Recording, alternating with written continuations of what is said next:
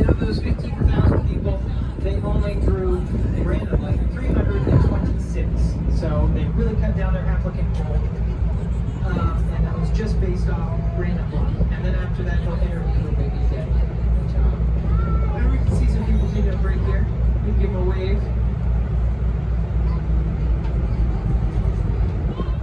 And as we go under this container ship, you're looking up at all these containers. And you may think that actually that a lot of these container ships look really poorly balanced. They've got a ton of containers on top. It looks really top down. In fact, these structures are very meticulously balanced. So for each container that we have up here, they've got one underneath the deck so that they can stay balanced and nothing bad will happen. Well, not a lot bad will happen. And as we go under here, we're actually going to be able to see a longshoreman operating a gantry crane.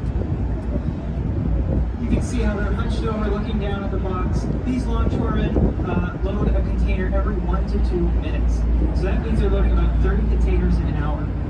And so that's a lot. They've got to do it very carefully, and like I said, they've got to do it very fast. Because of that, they only spend about 2 to 6 hours a shift at a time, because if you stay any longer, they'll start to get sloppy. You can get back problems that can cause dizziness, and a whole host of other things.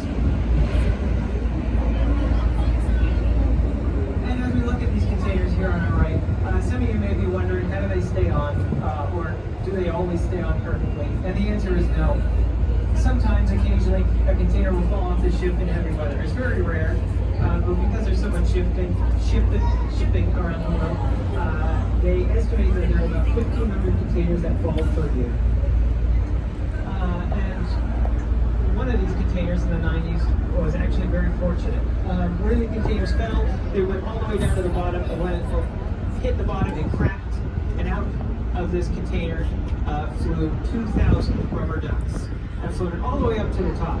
And you think oceanographers would be really angry that all this plastic was just dumped into the ocean, but they're actually ecstatic because there's no other way for them to ethically create an experiment where they can launch all that plastic into the ocean and then just watch where it goes. So these rubber ducks allow them to just see how ocean currents interact with each other. And so that's something cool and interesting. A little bit back.